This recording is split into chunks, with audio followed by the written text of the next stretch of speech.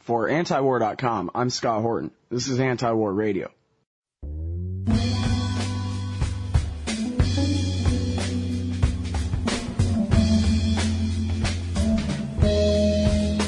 So now on to our next guest. It's Michael Hastings. He's a reporter who's got a new article in GQ magazine. You can find it at men.style.com. It's called Obama's War. Welcome to the show, Michael. How are you? Great. Thanks for having me. Well, you're very welcome. I'm really glad you're here. And I'm sorry, I did not take sufficient notes. I know that you wrote a book about Lost My Heart in Baghdad or something. Tell us about that. Yeah, I wrote a book, I Lost My Love in Baghdad, a modern war story. It came out last year. It was about my girlfriend and fiance, Andy Perhamovich, who worked for the National Democratic Institute, and she had joined me while I was the Newsweek correspondent in Baghdad, and she was unfortunately and obviously tragically killed there. So it was a way. So after that happened, I decided, screw it all. I'm going to write. I'm going to write the truth about what the war is really like and what the actual cost is. So that's what that book was about. And that's why you're not at Newsweek anymore? Well, I had a great time at Newsweek. It was a great place to sort of come up as a reporter. But one of the things I felt was the stuff that I wanted to say. I needed a different sort of venue for that, so to speak. Well, but, I think it's kind of been true over the years that places like Vanity Fair or GQ, Rolling Stone are places where you can find some of the best journalism, because that's really where the best journalists have to go in order to write what they really want to write. I hope so, and I'm feel very privileged to be writing for GQ, because they really I think pushing the envelope on a lot of serious stories out there that you just don't, just that in your sort of mainstream journalism you just don't see. Mm-hmm. And this is the perfect example. I mean, here's an article that's about a reporter who went and spent some real time in Afghanistan writing about what's really going on there, the kind of thing that we don't read in Reuters. I mean, Reuters gives us headlines about what Karzai says on any particular day, or an airstrike that the military admits to, or something like that. But this is some real reporting, and you should be congratulated for it. In fact, here goes. Congratulations for this. Good. Thanks, I appreciate it. And one of the things I wanted to do with this story was what startled me was the absolute lack of debate about our Afghanistan policy. And this was even, I was there at the end of last year, but this was quite clear that, the Obama administration was going to institute one of the largest increase in troops we've seen since the invasion of Iraq, and really there was no debate going on about it. So I wanted to go over there and see what was really going on. And one of the things I found from talking to military officials and soldiers on the ground was there's a significant amount of skepticism for the course that we're taking in Afghanistan. And that even included, I spoke to one of the military planners involved in the planning of the Obama administration's new strategy, and he said to me, what you have to ask yourself, is it in our vital national interest to be there? And he left it as a question mark, and I said, well, do you think it is? He's like, I don't know. I'm telling them where they need the troops if they need the troops. Mm-hmm. But I think we really have to ask ourselves that question. This was the same guy that called what's going on now an existential presence. It's actually a different. That's the thing. That's even a different official. And now these are civilian people in the Pentagon, or they're military officers, or generals, or colonels, or what? Military, senior-ranking military officials, colonels and above. The point is, they talk to you. They're as skeptical as the average grunt out there with the M16. I think a lot of them are. The reality is this sort of counterinsurgency Kool-Aid that the officer corps has been drinking, thanks to General Petraeus. There's been some pushback, and unfortunately, the guys who are pushing back aren't necessarily the people who are now calling the shots. Indeed. Well, and in your article, you describe these troops out there, these fire bases, as they basically sound like Sisyphus out there pushing a boulder up a hill, and they know that all they're doing is just going through the motions. They're not doing anything, really, other than putting themselves at risk and putting other people at risk. Sure, and of course, on a soldier-by-soldier basis, the political perspective ranges from people who believe that they should be there, people who want to be there, to people who are calling the mission into question. but certainly the unit I was with, it was about 25 guys, had something like 350 square miles to cover, a good stretch of it along the Afghanistan-Pakistan border. They're not even going to be able to see most of the area they're responsible for. And essentially, a lot of it is, as you know, this is a familiar story, riding around and waiting until they get hit, which a lot of the guys actually, that's what they're there for. They like the kind of action of it. Well, yeah, and I guess that's kind of a whole different point. It's a good thing we don't let them write the policy. Off track, but it is relevant. I mean, there's a quote actually in the article there. I mean, that's a topic to discuss, I think. There's a quote in there of a guy saying he doesn't even care who wins the war. He just wants to go get his adrenaline thing. Like this is all skydiving rather than killing people. Yeah, I think that's, that actually, it's an overlooked sort of mentality in the military that every once in a while a general will say something like, shooting people is fun, or our guys are bored in Iraq, that's why they want to get to Afghanistan, and they get criticized fairly quickly for saying that. You're not supposed to admit it, but the fact of the matter is, there are a significant number of folks who they like the adventure of it, and unfortunately, the sort of how promotions work and things like that, there's no incentive really for anyone in the Army to say, oh, we should leave, and one of the things I found while being in Afghanistan was there was this no sense of urgency at all, no sense that we'd been there 8 years, and just a sense, we're gonna have years and years more of this, which doesn't really bode well to try to be more efficient or to complete any kind of mission or whatever they're trying to do. Mm-hmm. Well, when you mentioned the Petraeus Kool-Aid about the counterinsurgency and all that, is that basically what, I guess you said, the skeptics are there, but they're not the ones calling the shots. The people calling the shots are basically, they want to do, just pretend to replicate the whole Anbar awakening somehow in Afghanistan, is that it? That's basically the line. You go into these bases there, and they'll and the guys will have this sort of, what do they call them? Inspirational quotes and whatnot up on the walls of their bases, and the big thing is this counterinsurgency. Separate the population from the enemy, et cetera, et cetera. And I think what gets missed in all this is that the counterinsurgency doctrine was sort of forced on the military in Iraq as the best strategy to fulfill a really bad policy, which was the invasion of Iraq. Now what's happened in Afghanistan, we've taken counterinsurgency. Oh, let's apply it to Afghanistan, a place that we were only supposed to go to get the bad guys and theoretically get out. So we've now decided to up our nation building significantly. It is sort of just mission creep in a way. Like you said, there's no incentive to leave on the part, especially of the higher level officers or whatever. This is, each new fire base is more command and more power for them in their personal career or whatever. Sure, and you have, we're building a $101 million road in this area of Afghanistan I was in. We're spending $500,000 per kilometer on other roads, building a $20,000 mosque down the road from the base I was at. You go on with these numbers, and you realize there is no real incentive to leave. It's this sort of comfortable system that's been set up. Mm-hmm. Well, and also, like when you talk about, the best strategy for a bad policy and all that, do you think that the people there know what exactly their policy is?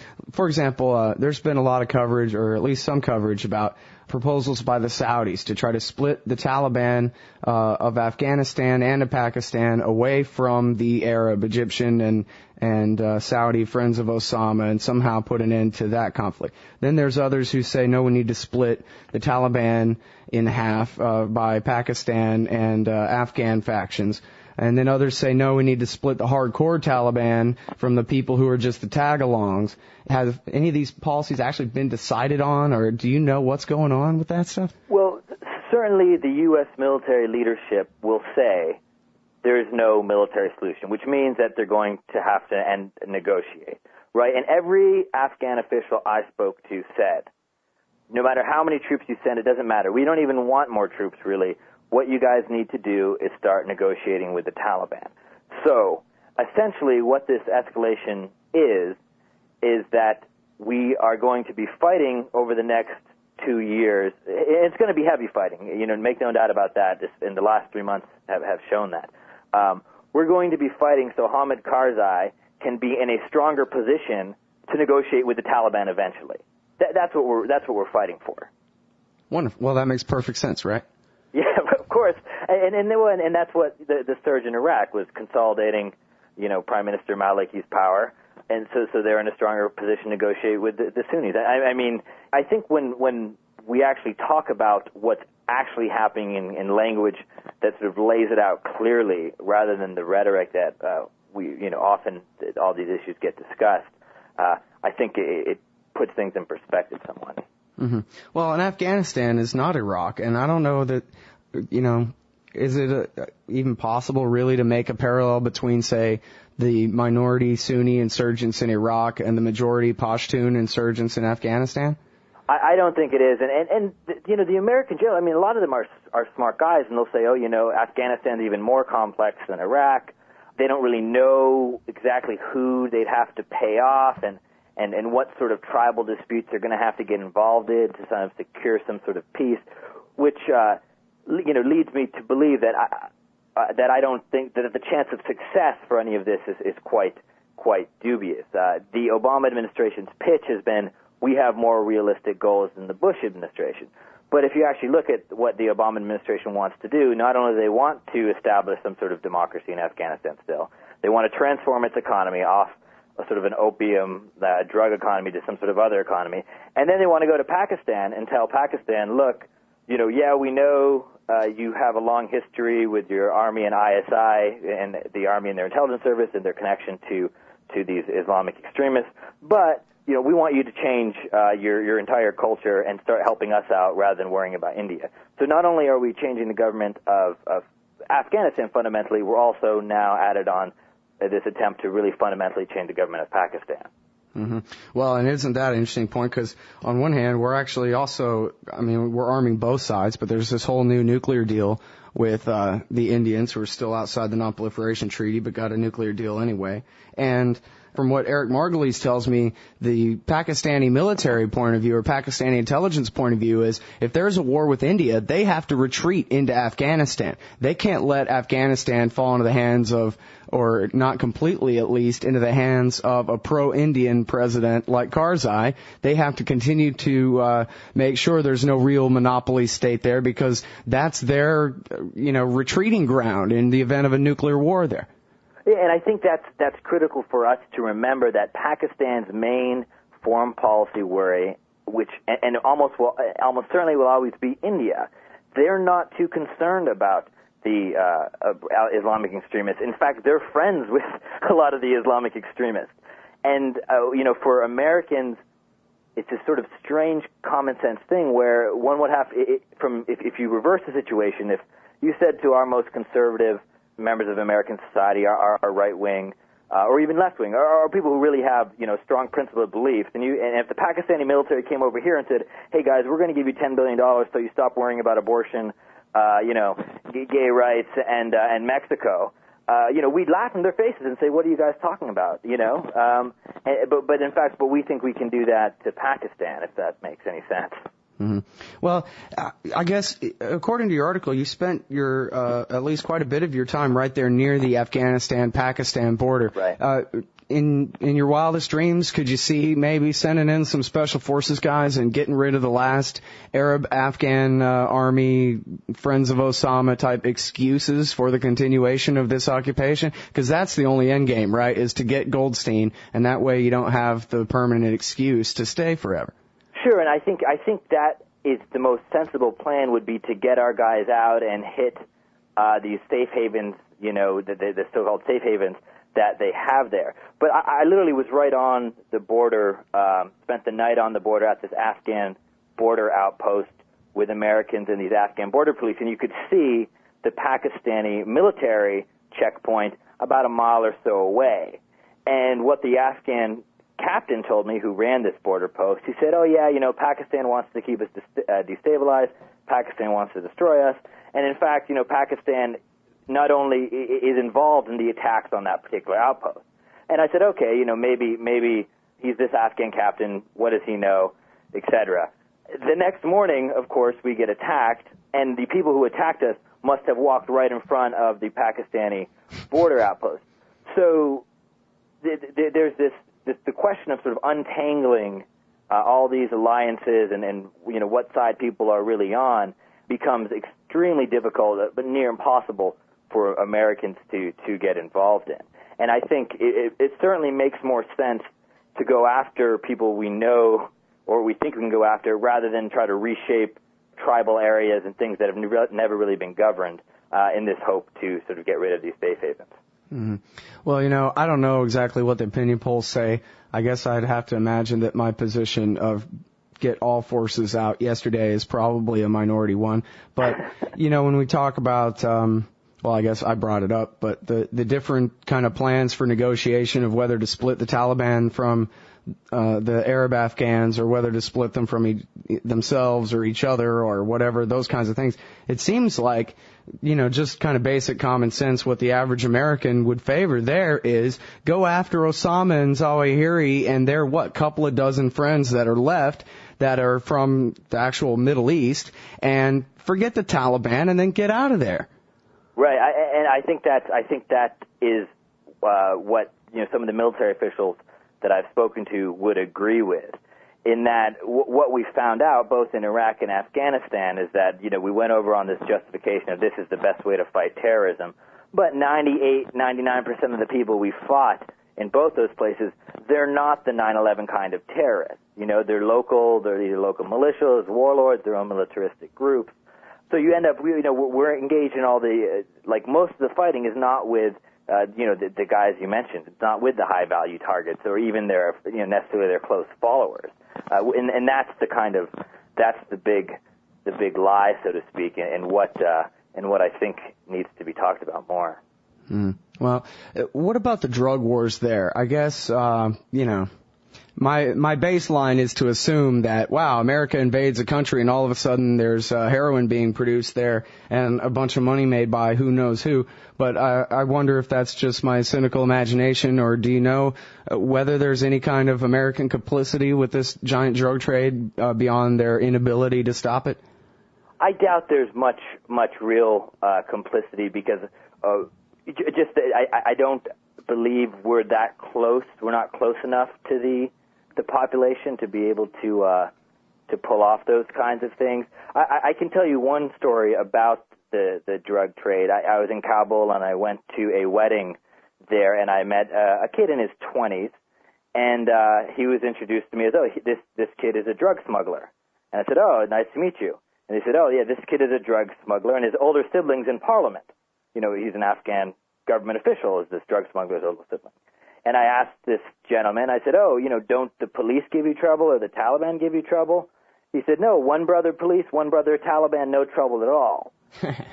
So I think what we have to recognize is that, the drug culture there is so ingrained in the society that sort of changing it would be extreme. I mean, we can't fight the war on drugs here. To do it in Afghanistan would be more difficult. 15% of new Afghan police recruits tested positive for drugs, and I'm sure that's on the low side, that number. And even the guys I was with at the border, the Afghan guys, were smoking hash while on duty and whatnot. Well, that's got to be the best hash in the world up there, huh? Yeah, not a bad place to get high if one was so inclined. A lot of Sorry, I digress. I don't know what I was thinking there. Yeah, no light pollution up in the Hindu Kush, that's for sure. Yeah, in fact, you describe it in the article as a really beautiful scene, right? All the shooting stars and everything up there at the roof of the world.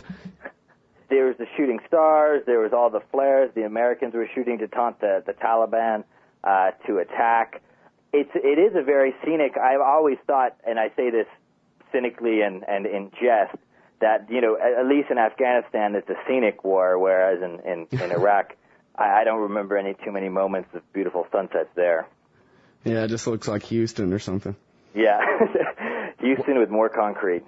Now, one of the things that you that you wrote about in your article that was pretty shocking. It's the kind of reporting that we don't usually hear, not this kind of detail anyway, in, real narrative form, but the story of a suicide bombing at what I guess was the gate of the base that you were staying at? Yeah. Tell us the story. What happened there? I actually had just got off the phone. I was standing outside this base we were at about 8 miles from the Pakistan border, and it was a beautiful sunny day, and all of a sudden there's this loud boom, and I see over my shoulder about 75 feet away, this plume of smoke comes up. The kid who was on guard duty, the American, yells, "Oh my God, we've been hit by a suicide bomber." And there was some shooting, but what had happened was, and this was sort of the really disturbing thing, was that the suicide bomber had used local Afghan kids, 7 and 8 year olds, who used to hang out at the base with the Americans, as cover to walk right up to the gate. And then the kids ran away a few seconds before the suicide bomber detonated. And luckily no one was actually killed in the suicide bombing attack. 2 Afghan security guards who worked with the Americans were injured quite badly.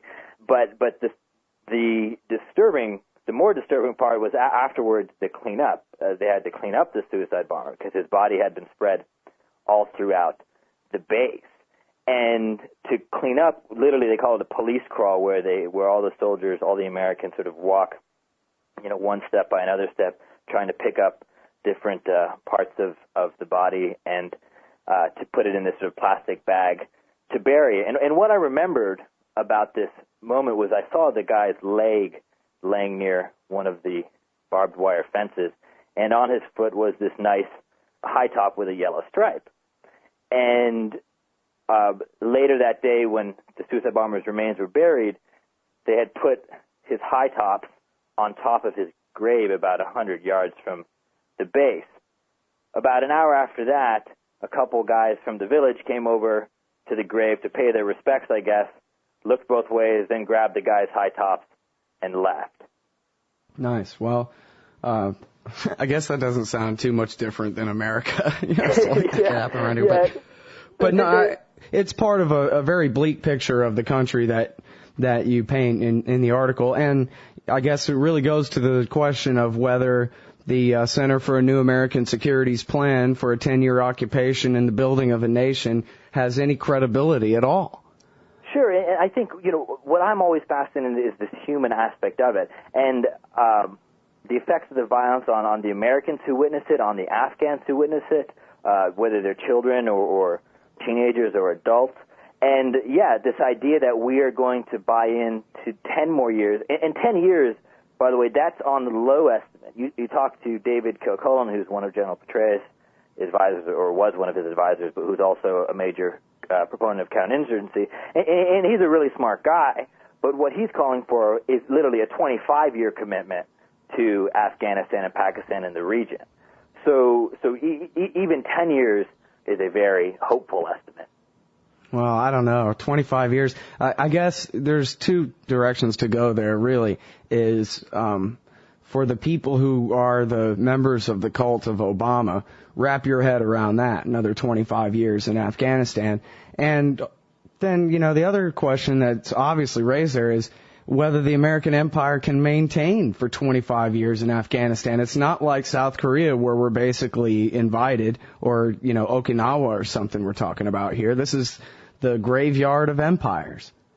Sure, and I think those questions, I think the economic element is probably our best bet to actually get out of there. People saying, hey, people actually drawing a connection between the billions of dollars we're spending on Afghanistan and Iraq and how that's affecting our economy.